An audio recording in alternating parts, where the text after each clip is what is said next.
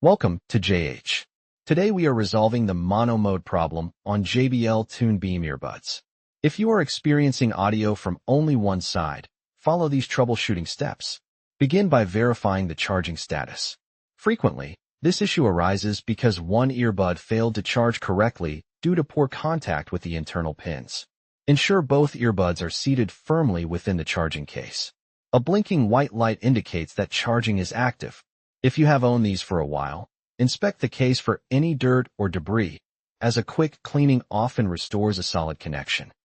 If charging is not the issue but sound remains mono, try a manual resync. Place both earbuds inside the case and keep the lid open for 10 seconds. Remove only the right earbud first and pair it with your device. Once the connection is established, take out the left earbud. It should automatically link with the right one to restore stereo audio. If these methods fail, you may be facing a hardware malfunction. In this situation, contact JBL support for further assistance or to request a replacement if your product is still covered under warranty.